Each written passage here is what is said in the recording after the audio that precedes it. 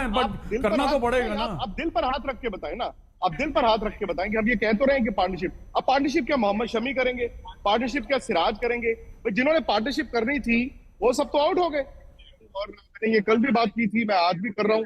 मैं 2 दिनों की आपको बात बताता हूँ, शनि भाई भी चुकी हैं और वो यहाँ पर मैदान पर जल्दी आ जाते हैं।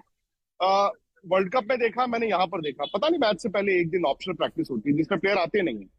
अजिंक्य रहाणे और रविंद्र जडेजा ने जब बैटिंग शुरू की, तब रविंद्र जडेजा जब बैटिंग करने आए हैं उन्होंने बड़ा एक पॉजिटिव इंटेंट दिखाया है। उन्होंने देखिए अपने शॉट्स खेले, चाहे वो आउट हुए लास्ट में आके, बट उन्होंने शॉट्स खेले हैं और रन बनाए हैं। तो गाइस फुल वीडियो आ गया है गाइस, सिर्फ 30 सेकेंड जो है आप स्किप कीजिए और वॉच कीजिए गाइस। वन सेकेंड आपको बता दूं, फुल वीडियो आगे है, 30 सेकेंड जो है स्किप कीजिए और वॉच कीजिए और मुझे नीचे कमेंट सेक्शन में कमेंट कर ज़रूर बताना आपका क्या रिएक्शन है गाइस।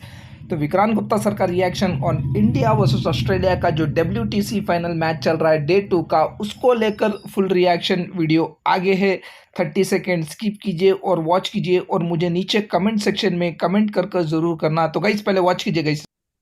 देखिए कभी कभी ऐसा होता है ना कि जब एक चीज गलत होनी शुरू हो तो फिर दूसरी, तीसरी, चौथी, बस वो गलत ही होती रहती है। हालांकि मौका जरूर मिला, आज गेंदबाज वापिस आए भारत को लेकर। आप इस विकेट पे अगर 470 रन सामने वाली टीम ने बनाए हैं तो ऐसा नहीं है कि आप रन नहीं बना सकते थे। लेकिन मैं बल्लेबाजी देखूं, मदन जी, धनी भाई भी हैं मेरे साथ, ये क्या बल्लेबाजी है। 15 रन कप्तान रोहित शर्मा के हैं, 13 रन शुभमन गिल के हैं, 14 रन चेतेश्वर पुजारा के हैं, विराट कोहली के 14 रन हैं, उसके बाद रहाणे खेल रहे हैं 29 पे, जडेजा ने बनाए 48 रन। इन दोनों की पार्टनरशिप ने कम से कम आपकी इज्जत बचा ली। एक स्टेज तो ये लग रहा था कि कहीं आज आप ऑल आउट ना हो जाए। देखिए विक्रांत, क्या कि जब आप इतना बड़ा टोटल चेज कर रहे हैं तो मैं समझता हूं कि ऊपर के टॉप बैट्समैन को रन बनाना बड़ा जरूरी था। एक अच्छी पार्टनरशिप होती तभी जाके ये खतरे से थोड़ा सा बाहर निकल सकते थे। पर क्या है कि जब आपके 4 खिलाड़ी आउट हो चुके हैं और उसके बाद जब प्रेशर जो बिल्डअप होता है दूसरे बल्लेबाजों के ऊपर, वो बहुत ज़्यादा बढ़ जाता है।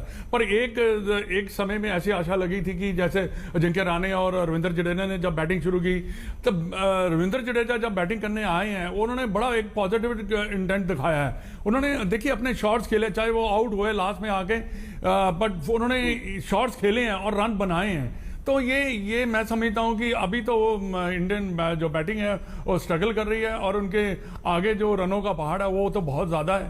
पर देखना ये है कि कौन सा ऐसा बल्लेबाज है जो आके एक बड़ी पार्टनरशिप खेल कर इस मैच को, देखिए जितना ज्यादा आगे ले जाओगे इस मैच को उतना ज्यादा इंडियन टीम के लिए फायदा होगा। कम से कम आप 300 रन। बातें हो गई ना मदन जी, ये बातें हैं, ये बातें तो हैं, बट करना तो पड़ेगा ना। आप दिल पर हाथ रख के बताएं ना, आप दिल पर हाथ रख के बताएं कि हम ये कह तो रहे हैं कि पार्टनरशिप, अब पार्टनरशिप क्या मोहम्मद शमी करेंगे, पार्टनरशिप क्या सिराज करेंगे? जिन्होंने पार्टनरशिप करनी थी वो सब तो आउट हो गए। नहीं, वो तो बिल्कुल, देखिए मैंने यही पहले शुरुआत इसलिए की थी कि देखिए जब आपके टॉप बैट्समैन रन नहीं बनाते, पार्टनरशिप नहीं होती, तो आप स्ट्रगल ही करते हैं। और इन्होंने स्ट्रगल किया। और मैं समझता हूं कि ऑस्ट्रेलियन बॉलर्स ने बहुत डिसिप्लिन बॉलिंग की है। बट जो हमने 2 खिलाड़ी जो आउट हुए हैं, जिन्होंने बॉल छोड़कर आउट हुए हैं, और विराट कोहली को जो गेंद पड़ा है वो एक काफ़ी मुश्किल गेंद था और उसमें कोई भी बैट्समैन आउट हो सकता था। पर शुरू में जो हमारे 3 बल्लेबाज जो आउट हुए हैं उससे काफ़ी ज़्यादा दबाव बढ़ा है बैटिंग के ऊपर। एक ही समय थोड़ा था जब अजिंक्य रहाणे और रविंद्र जडेजा, बस उसके बाद अब देखिए ये भारत है, ये एक नया खिलाड़ी, इनके भी रन इतने ज्यादा टेस्ट मैचेस में नहीं बने हुए। मदन जी मेरी ना बार वही मैं वापस जाता हूँ और मैंने ये कल भी बात की थी, मैं आज भी कर रहा हूँ। मैं 2 दिनों की आपको बात बताता हूँ, शनि भाई भी चुकी हैं और वो यहाँ पर मैदान पर जल्दी आ जाते हैं। वर्ल्ड कप में देखा मैंने, यहाँ पर देखा, पता नहीं मैच से पहले एक दिन ऑप्शनल प्रैक्टिस होती है जिसमें प्लेयर आते नहीं है। फिर आपको ये गिला रहता है कि यार वक्त नहीं होता है तो हम इन कंडीशन से ना यूज टू नहीं हो पा रहे हैं, तो हमें और प्रैक्टिस चाहिए थी। ये बाद में बातें आती हैं और जिस दिन प्रैक्टिस होती है उस दिन आप ऑप्शनल कर देते हैं। आज सुबह मैं मैदान पर 9 बजे पहुंचा था, 10:30 बजे मैच शुरू होता है। मैं 8:50 पे यहाँ पे मैदान पे पहुंचा और हुआ क्या कि ऑस्ट्रेलिया की टीम पूरी मैदान पर थी, नेट्स भी लगाए हुए, कोई नॉकिंग कर रहा है, कोई बॉलिंग कर रहा है, कोई फील्डिंग कर रहा है। भारत के खिलाड़ी 9:50 तक, 10:30 बजे मैच शुरू होता है, 9:50 तक ड्रेसिंग रूम में थे। तो मैं ये नहीं कहूंगा कि ये जीतने के लिए नहीं आए, लेकिन आपकी टीम मैनेजमेंट से लेके हर चीज जो है वो सवालों के घेरे में। सनी भाई 2 दिन का खेल है, जो मर्जी आप कहें कि यहाँ पे करिश्मा हो जाए, मिरेकल हो जाए, बट एक और आईसीसी टाइटल हिंदुस्तान के हाथ से फिसल रहा है। जी बिल्कुल, अभी तो लग रहा है कि ये जो मौका था वो गंवाया है। पर इससे हमें तो ये देखना होगा कि सिलेक्शन से शुरू हुआ है।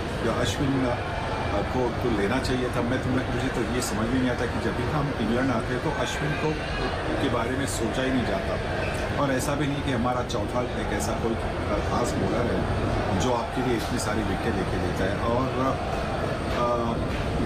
उसके बाद में जिस तरह से ऑस्ट्रेलिया ने बल्लेबाजी की, खास करके ट्रेविस हेड और स्टीव स्मिथ ने, तो वहाँ से मैच हाथ से निकल गए थे।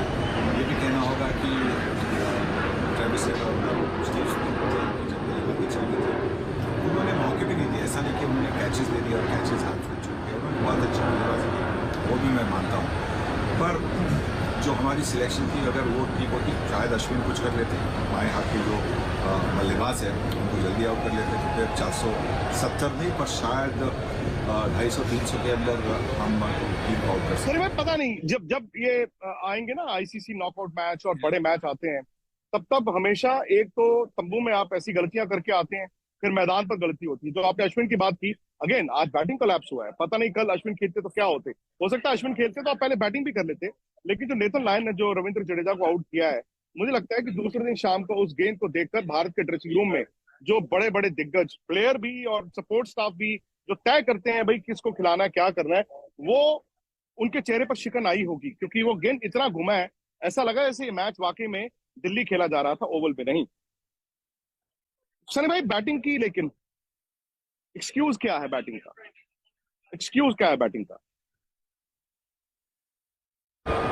खराब तो मैं नहीं कहूँगा, पर जजमेंट ठीक नहीं थी। जजमेंट शुभमन गिल की जो ऑफ स्टंप से गेंद अंदर आ रही थी, ऐसे भी नहीं कि गेंद बड़ी अंदर आ गई, और पुजारा की भी ऐसी कुछ खास ऐसी गेंद थी जो काफ़ी अंदर आ गई।